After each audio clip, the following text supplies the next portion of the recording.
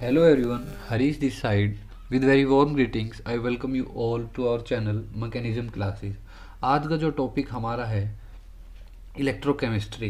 Electrochemistry की या फिर मैं कहूँ जिसे जैसा मुझे समझ में आता है वो है इलेक्ट्रिकल केमिस्ट्री, यानी कि convergence of chemical and electrical energies. हमें कुछ आइडिया भी होगा कि हम पूरे चैप्टर में अगर देखते हैं वो है displacement of ions from one solution to another solution, electrical energy circuit, तो आपस में केमिकल एनर्जी कन्वर्ट हो रही है। सार पूरे चैप्टर का निकल कर यही आता है लास्ट में कि conversion of chemical and electrical energies. कहानी को समझने से पहले कहानी के कुछ अगर हम किरदार समझ ले तो हमें आइडिया लग जाएगा कि हम किस फ्लो में जाने वाले हैं। तो कुछ किरदार हैं जिसमें से पहला है, ये नाम हमें केमिस्ट्री में सब जगह देखने को मिलता है, दैट इज ऑक्सीडेशन। ऑक्सीडेशन यानी कि loss of electrons, gain of more electronegative atom, loss of less electronegative atom. काफ़ी वेरी नॉन डेफिनेशन है लॉस ऑफ इलेक्ट्रॉन्स। हम ज़्यादातर यही यूज़ करते हैं, यही हमारे लिए सबसे ज़्यादा काम की है। एग्जाम्पल देखें, ऑक्सीडेशन, या फिर हम ये भी कह सकते हैं कि ऑक्सीडेशन मतलब ऑक्सीजन का ऐड होना। हालांकि सिर्फ ऑक्सीजन का ऐड होना ही ऑक्सीडेशन नहीं होता, इसलिए हमने लिखा कि gain of more electronegative atom या फिर loss of less electronegative atom.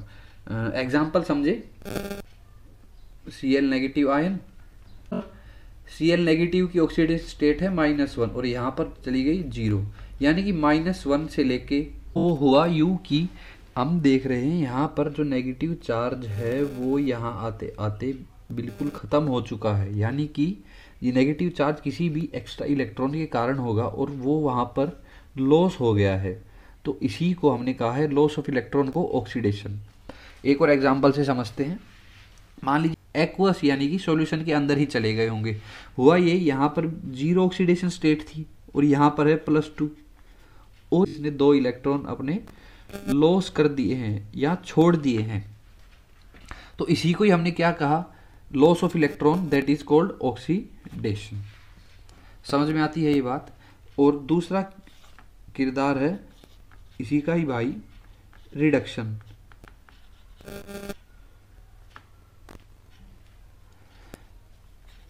बिल्कुल ठीक इसका उल्टा, गेन ऑफ इलेक्ट्रॉन या फिर gain of less electronegative atom,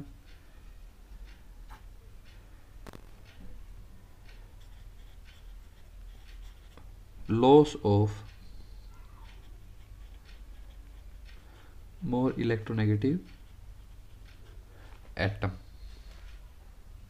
gain of electron, ये सबसे ज़रूरी है ये है। तो एग्जाम्पल इसके देखें, MnO4 नेगेटिव और यहाँ पर Mn चला गया +2 स्टेट में। यहाँ पर इसकी ऑक्सीडेशन स्टेट निकाले X, मान लीजिए हमने X मान ली मैंगनीज की, और ऑक्सीजन की हमें पता है -2 होती है, तो प्लस में -2 × 4 इज इक्वल टू कितनी है, -1। तो x - 8 is equal to -1, x is equal to +7। और यहाँ पर कितनी है ऑक्सीडेशन स्टेट, +2। यानी कि जब हम इलेक्ट्रॉन्स को गेन कर ले, या फिर मैथ्स की लैंग्वेज में कहें कि +7 से +2 पर तब जा सकती है जब हमारे पास -5 हो। तो 5 माइनस का कब आएगा, तब हम gain of 5 electrons will lead to the oxidation state of manganese from +7 to +2। तो अगले किरदार की तरफ बढ़ते हैं, लेकिन उससे पहले हम कंक्लूजन लिख लेते हैं। 2 - 1 0 +1 +2। हम आ रहे हैं इधर से लेके इधर तक और फिर जा रहे हैं यहाँ से लेके यहाँ तक। तो इधर जाना क्या हुआ, -2 से -1, -1 से 0, 0 से +1, यानी कि पॉजिटिव की वैल्यू इंक्रीज हो रही है। और इसी को हमने क्या कहा, ऑक्सीडेशन।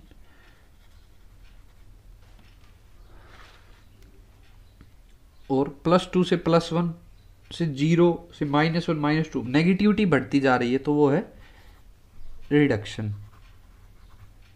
ये कंक्लूजन है, ये हमें ध्यान रखना है, तो हमें समझ में आ जाएगा कहाँ ऑक्सीडेशन हुई है और कहाँ रिडक्शन।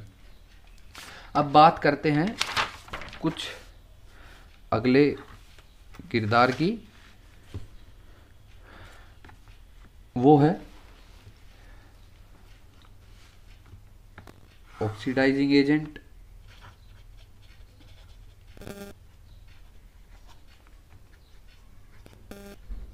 And reducing agent. नाम से ही क्लियर है, ऑक्सीडाइजिंग एजेंट यानी कि जो ऑक्सीडाइज करवा दे, मतलब कि दूसरों को ऑक्सीडाइज करा दे, कि वो दूसरों को ऐसे पुश करे कि वो अपने इलेक्ट्रॉन को लॉस कर दे और खुद रिड्यूस हो जाए। रिडक्शन को हमने क्या कहा था, गेन ऑफ इलेक्ट्रॉन, खुद रिड्यूस हो जाते हैं।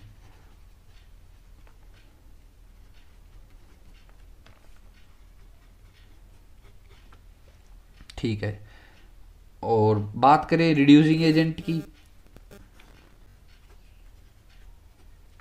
खुद का ऑक्सीडेशन करवा ले, खुद को ऑक्सीडाइज कर दे। ये हो गए oxidising agent and reducing agent. Example की बात करें तो ऑक्सीडाइजिंग एजेंट का एग्जाम्पल है, ऑर्गेनिक में हमने बहुत पढ़े हैं, KMnO4 हो गया, 2O3 ओजोन, और example of reducing agent NaBH4। Popular example है जिसे हम ऑर्गेनिक में डिस्कस करते हैं। इसका काम होता है एल्डिहाइड को कीटोन में, कीटोन से अल्कोहल फॉर्म करता है, कौन, NaBH4। अगला जो किरदार है वो है इलेक्ट्रोड।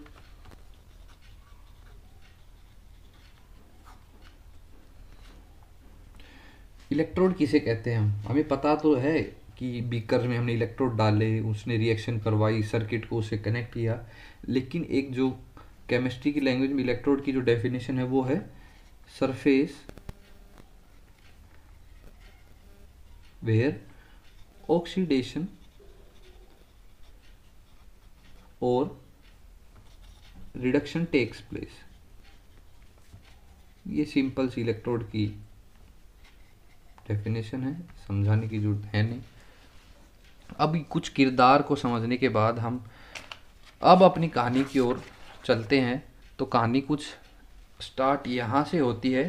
साइंटिस्ट ने जहाँ इलेक्ट्रोकेमिस्ट्री की ऑब्जर्वेशन स्टार्ट हुई वो थी, यहाँ से किया कुछ ऐसा कि ये सॉल्यूशन है वाटर का H2O, और इसमें डीप है जिंक रोड या जिंक सॉलिड।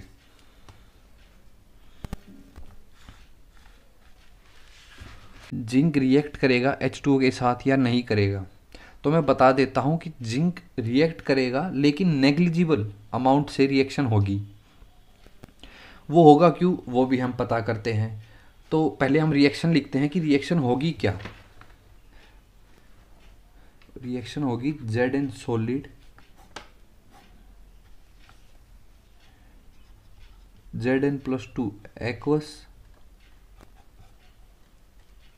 प्लस में 2 इलेक्ट्रॉन, लॉस ऑफ इलेक्ट्रॉन, यानी कि समझ गए हम कि अब हुई है ऑक्सीडेशन।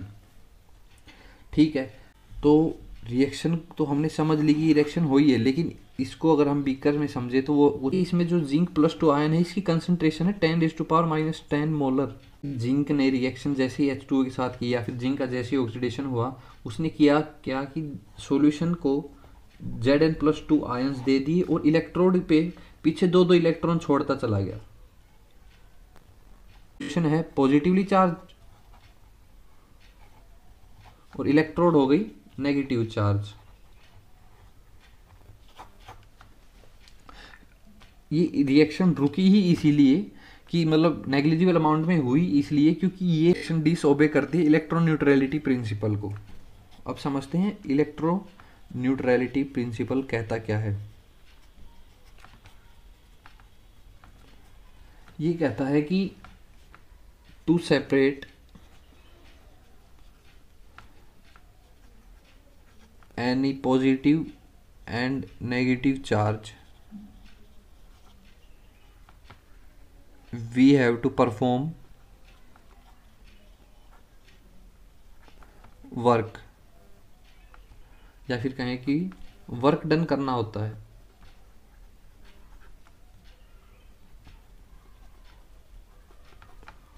किसी भी पॉजिटिव और नेगेटिव चार्ज को सेपरेट करने के लिए नहीं, हमने कोई वर्क किया ही नहीं, हमने कोई वर्क परफॉर्म हुआ ही नहीं, तो इसी वजह से क्योंकि यहाँ पे रूल डिसओबे होता है, इलेक्ट्रोन्यूट्रलिटी मेंटेन नहीं रह पाती, तो रिएक्शन अपने आप बंद हो जाती है और इसे हम कह देते हैं नॉन स्पॉन्टेनियस रिएक्शन।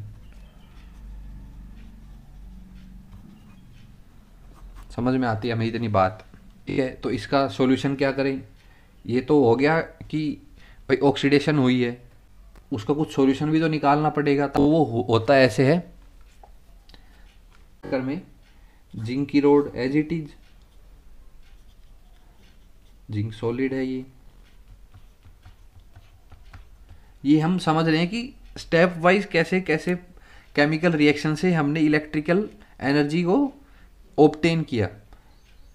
तो ये है CuSO4 का सॉल्यूशन।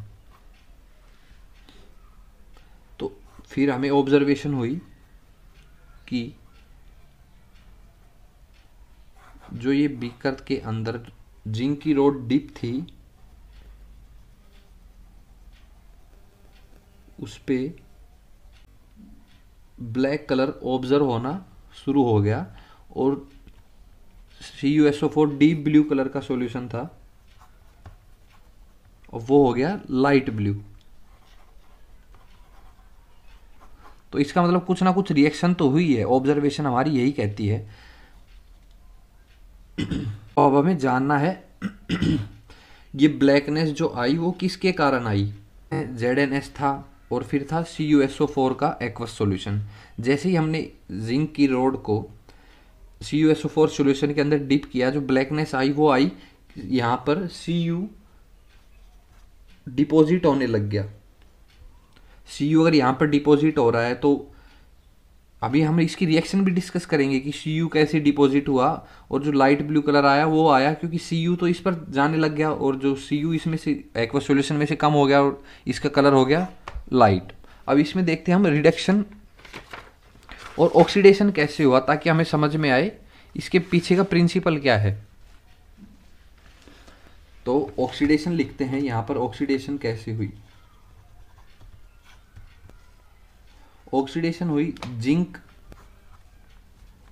चला गया जिंक +2 इलेक्ट्रॉन, और इस 2 इलेक्ट्रॉन को किसने ले लिया, आयंस प्रेजेंट थे CuSO4 सॉल्यूशन में, उसने इसको गेन कर लिया। Cu+2 एक्वस, यहां पर मेंशन करते हैं सॉलिड, और ये एक्वस। इसने 2 इलेक्ट्रॉन को गेन कर लिया और Cu सॉलिड फॉर्म कर दिया, और इसी को हमने क्या कहा, रिडक्शन, गेन ऑफ इलेक्ट्रॉन।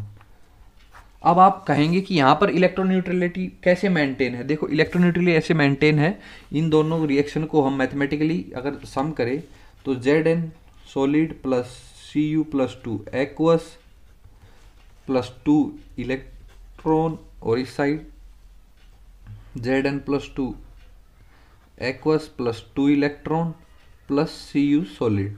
तो ये दो इलेक्ट्रॉन से ये दो इलेक्ट्रॉन कट गए, यानी कि नेट चार्ज जो हुआ वो हुआ जीरो। तो इलेक्ट्रोनेगेटिविटी मेंटेन रही और रिएक्शन भी आगे प्रोसीड हो गई। और इसलिए यहाँ पर हमने वर्ड यूज किया इस रिएक्शन के लिए, वो है स्पॉन्टेनियस रिएक्शन। क्या हमने इस रिएक्शन को प्रोसीड करवाने के लिए हमने कुछ एक्स्ट्रा वर्क डन किया? बिल्कुल नहीं किया। लेकिन रिएक्शन तो हो गई, अपने आप हो गई, तो उसको कहा हमने स्पॉन्टेनियस रिएक्शन। और स्पॉन्टेनियस रिएक्शन के लिए हमने थर्मोडायनेमिक्स में पढ़ा है del G is equal to negative.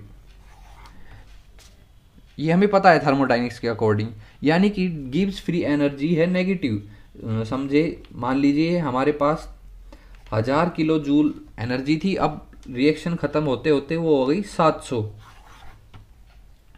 तो जो बीच में जो 300 का जो मार्जिन जो मिसिंग है वो कहाँ गया, ये भी तो हमें पता होना चाहिए क्योंकि नेगेटिव है। तो जो 300 का जो मार्जिन मिसिंग है इसे ही हम वर्क डन में काउंट करते हैं और इसे कहते हैं del G equal to useful. ये ही हमें इलेक्ट्रिकल एनर्जी बनाने में काम आएगी, ये एनर्जी, ऐसा हम समझ सकते हैं। ठीक है, अब बात करते हैं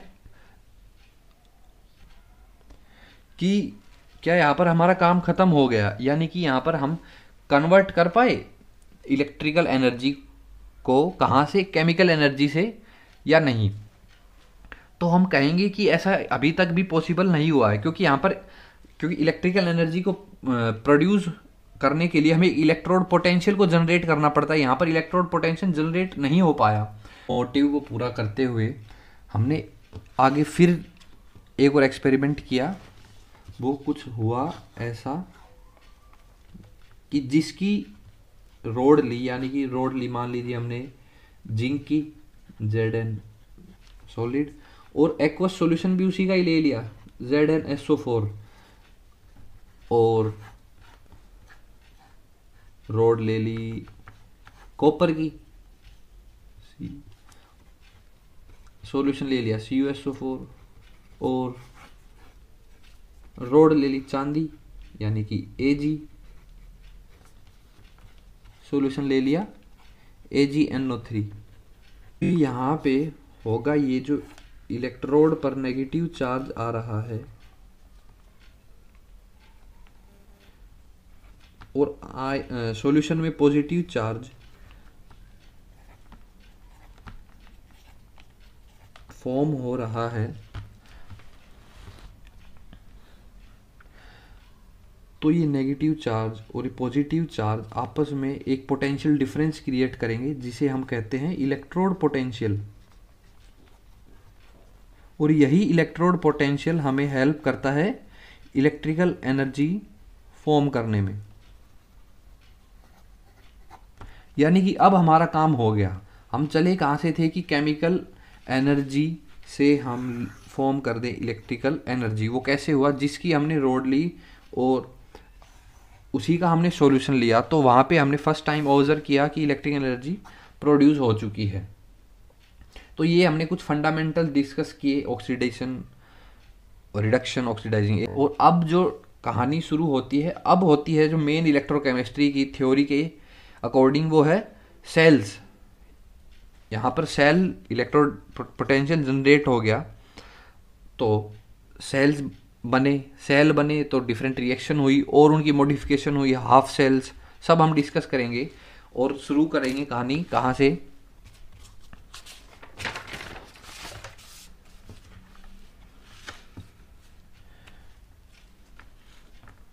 यहाँ पर डालते हैं इलेक्ट्रोकेमिकल सेल्स। दो तरह के होते हैं, एक है गैल्वेनिक सेल, दूसरा है इलेक्ट्रोलाइटिक सेल।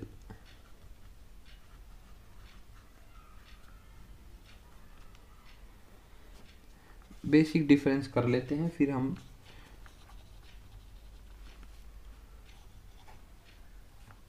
क्या करता है गैल्वेनिक सेल? केमिकल एनर्जी को इलेक्ट्रिकल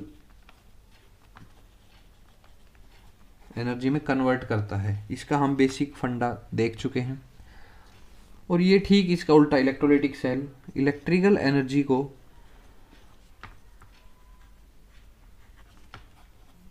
केमिकल एनर्जी में कन्वर्ट करता है। बिल्कुल, इसमें हमने देखा स्पॉन्टेनियस रिएक्शन होती है और यहाँ पे होती है नॉन स्पॉन्टेनियस रिएक्शन। ये हम सब समझेंगे कि कैसे नॉन स्पॉन्टेनियस हुई, कैसे स्पॉन्टेनियस, ये तो हमने समझ लिया बेसिक, और एडवांस तक हम कवर करेंगे। तो हमने कुछ बेसिक फंडे समझ लिए हैं। अब नेक्स्ट वीडियो में हम कंटिन्यू करते हैं गैल्वेनिक सेल, जिसे हम डैनियल सेल भी कहते हैं, इसकी वर्किंग, इसमें कुछ जो प्रॉब्लम आई उसका solution, salt bridge, half cell, सब डिस्कस करते हैं। तो तब तक के लिए thank you and do hit like and subscribe button.